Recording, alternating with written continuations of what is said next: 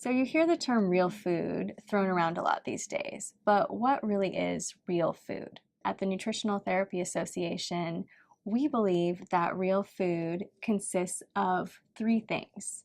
It's properly prepared, it's nutrient dense, and it consists of whole foods. Whole foods are foods that are found in nature in their whole unprocessed form.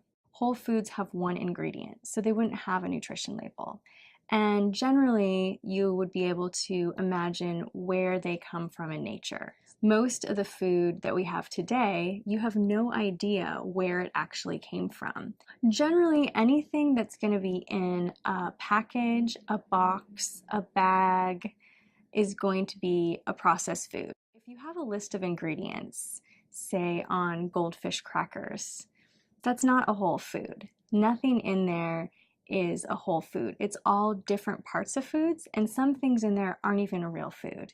They're chemicals and preservatives. Let's think of orange juice.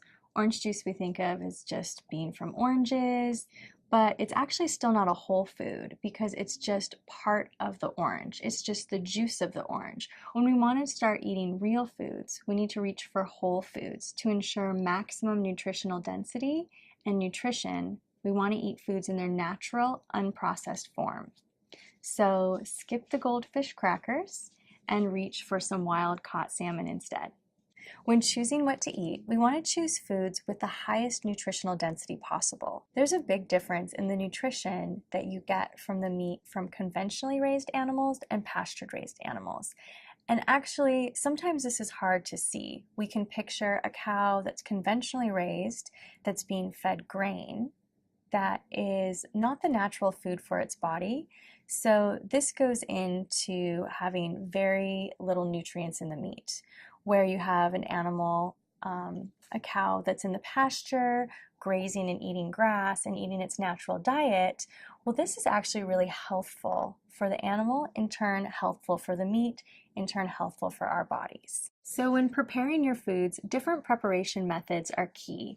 Some foods need to be eaten raw, and that's going to be the most healthful way to consume them, where other foods, to enhance the bioavailability as well as the digestibility of those nutrients, you're going to want to slow cook them for optimal nutrition.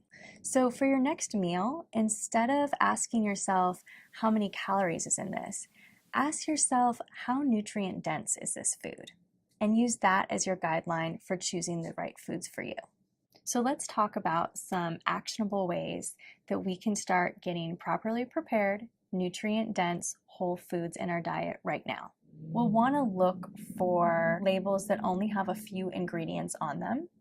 You want to make sure that all of those ingredients are whole foods, or at least part of a whole food. So think olive oil. It's part of a whole food, and you can imagine where it came from. When we start getting into preservatives, multiple kinds of sugars, this is actually one that's very deceptive. A lot of food companies will use different kinds of names and different kinds of sugars in different amounts so that they actually don't have to put sugar as the first ingredient. So there's just some of these sneaky tricks that food manufacturers do. We really want to stay away from these high sugar foods. So sugar's second, third, fourth ingredient, we want to stay away from this food. We want to recognize that eating well takes a little bit of effort and it takes some planning. So something you could do right now is to take a look in your pantry and see what's there. How many processed foods, how much junk food, and how many whole foods do you have in your pantry? Oftentimes, if these processed foods are in the house, when our systems are a little bit down, let's say we're really tired, we become super stressed, we're going to start reaching for these foods. It's how we're wired. And so we want to set ourselves up for success. So let's get these foods out of our house, out of our fridge, out of our pantry, and replace them with whole foods. So when we are in a hurry, we can be reaching for whole, nourishing foods, real foods, and setting ourselves up for success.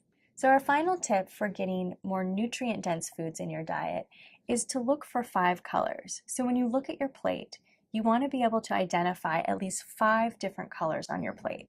So when we see a variety of colors, we know that there's a variety of nutrients. And most of these colors are associated with different nutrients. So think of your dark leafy greens, such as kale.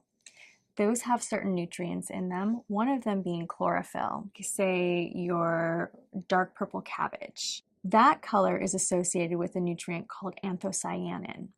And that's actually a wonderful nutrient for your cardiovascular system.